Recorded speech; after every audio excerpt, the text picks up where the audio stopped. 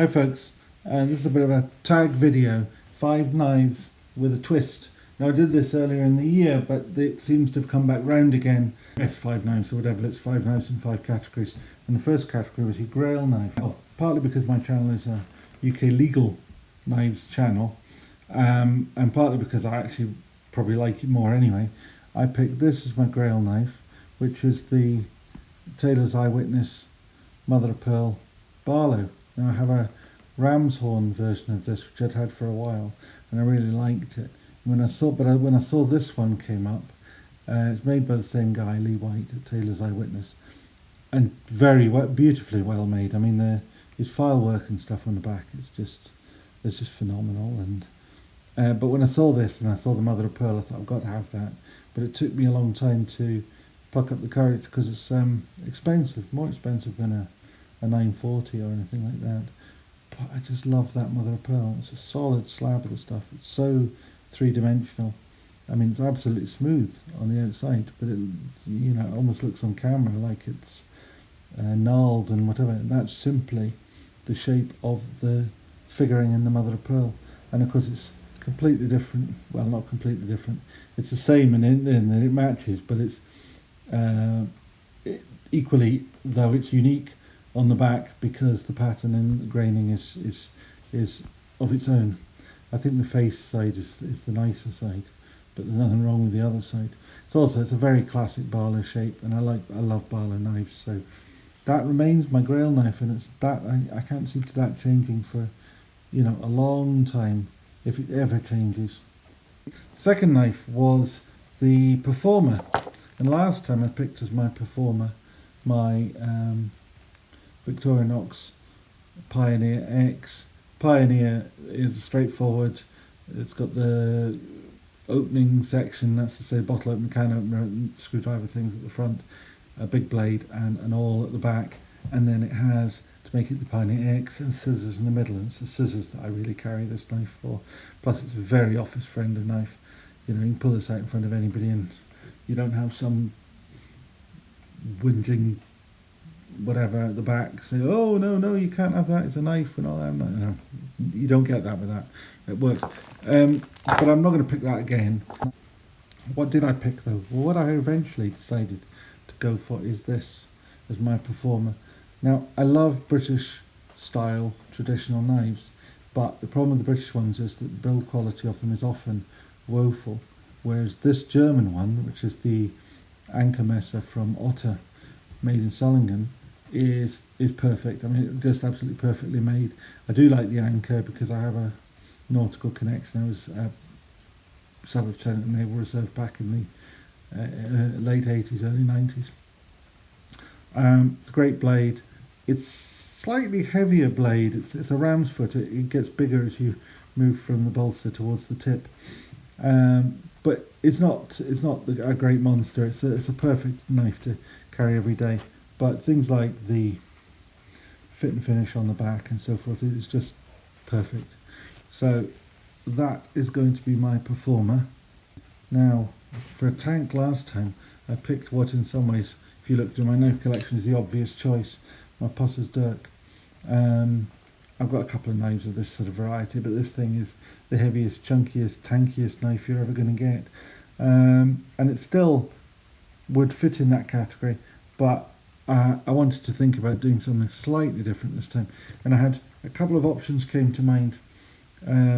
One that actually could have fitted into my grail category, my best overall category, my or my tank category is my Andre de Villiers 3.75 inch Butcher, and this is one of the original Butchers that he made in 2013. Get the light right on it, you can see the date there at the bottom of it, 08 2013. I don't know if that's August 2013 or number 8 of 2013. I don't know how the number system worked, but it certainly was 2013, and these original Butchers were sold at the Blade Show, I think it was, in 2014. This is it's a mid-tech knife, not a custom knife, but it has what appeals to me about this one is the blade. The blade is quite phenomenal with that polished fuller going all the way down, to the tip of the knife or to the end of the blade. I love the shape of that.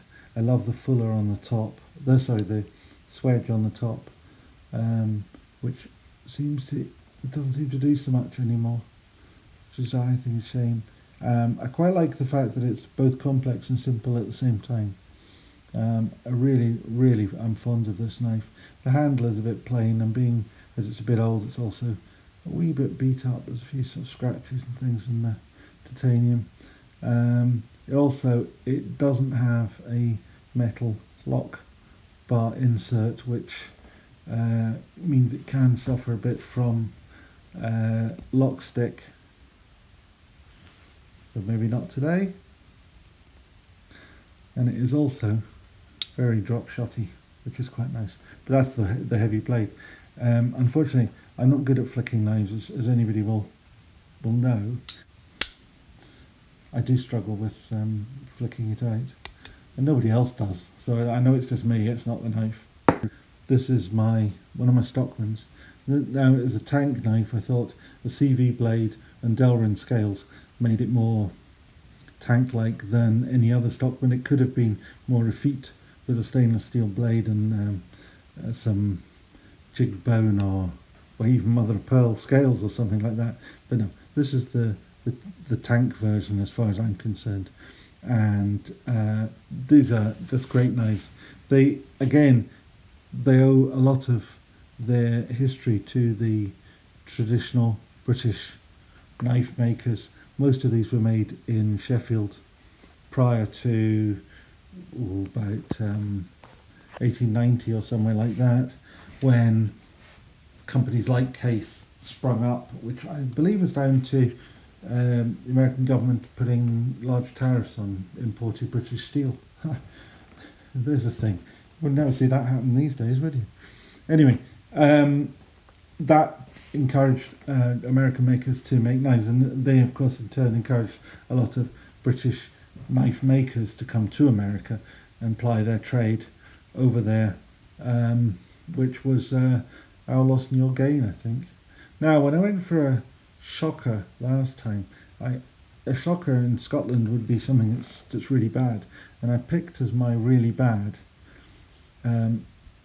this, which is a Furagear knife in supposedly titanium and D2. Maybe it is, maybe it isn't. I picked it because the centering was so bad that it wouldn't flick, and it sounded like a pair of scissors when you closed it. Now, I had a little go at this with a screwdriver, and oops, missed the button. So my hands really are bad. This one flicks with real authority every time. Now, all I did was get the centering right, just fiddling about with the pivot screw until it just sort of miraculously swung into place. Now, I'm not experienced in these sorts of knives, so to me that came as a big surprise. I'm not sure it would to most people. But now this one flicks every time. And as I say, it's also drop shut, and the blade doesn't rub anymore on the scales. But I don't think that was what was meant by shocker. What was meant by shocker was what shocked people, and in a good way. Now, I carry with me, when I'm out and about, a couple of these pens. These are Mont Blanc, Meisterstück, and I don't know what the ball pen's called, but it's the largest of the pens that they make. And what I found, the knife I picked last time, is something that kind of just goes with these and fits in with them perfectly. And that was the Robert David L'Epicurion. Now, this is just a beautiful knife, but it is a very long bladed knife and it locks. So I'm not going to pick it again this time. No, what I'm going to pick this time is a knife that really did shock me, or surprise me as being much better than I expected, and that's this.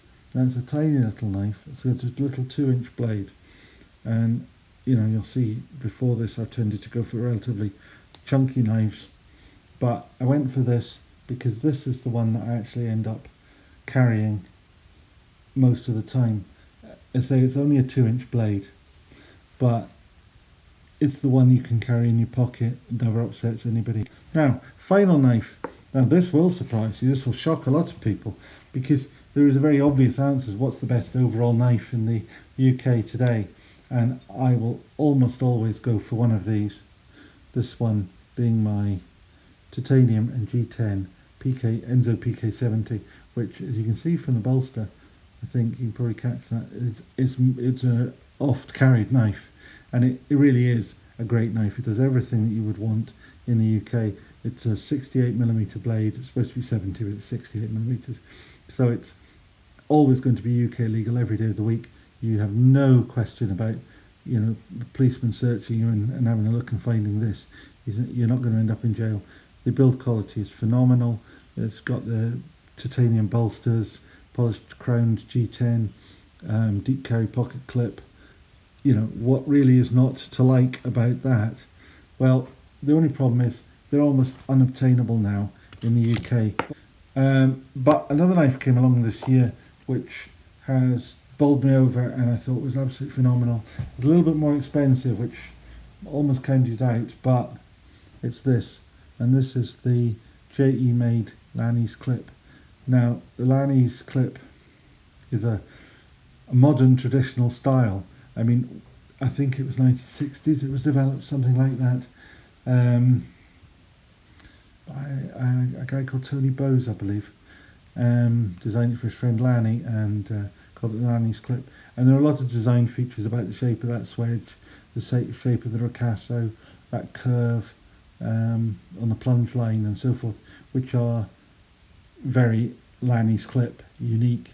You've got the sort of copperhead style bolster, which hides the tail of the knife when it's folded. With a great ergonomic shape to it, which I think the tail end of the knife owes a lot to things like earlier knife designs like Sodbusters and so forth. So, you know, there's a lot of history in there, but this is a very modern S35 VN blade with takedownable, dismantleable, screwed together handles, which are made of titanium. It's an integral knife, so the bolster and the liners are all one piece, or the frame, as it were, is all one piece. You've got beautiful carbon fibre, crowned carbon fibre scales, and instead of a nail nick, you've got this sort of slot through the blade. Now, that gives you plenty to grip on both sides. So although this has a very, very firm grip, a very, very firm spring, you've got plenty to get a grip of to pull it out. I tend to carry it in a little slip, and then therefore I've got the lanyard, because it just helps to pull it out of the slip, particularly as I've got a little clip slip that clips onto your trouser pocket, and you can pull it out just using that lanyard, even with my dodgy hands. So, you know, that's saying something. So this has become my best overall knife. And, well, actually, funnily enough, you can probably see from the blade, if I get the light on it, you can see I carry this knife. This might be one of my most expensive knives, but I still like to carry it, and I do regularly. But anyway, I like to use it, and it's my best overall knife. If you like this and you were willing to spend the last quarter of an hour watching my choice of knives, perhaps you'll consider giving it a thumbs up, and perhaps even subscribing. The subscription number seems to be steadily growing, which is quite nice. I never did this to get a huge number of subscriptions, but it's still nice to see it happen. So thank you very much, and thank you for watching. Goodbye.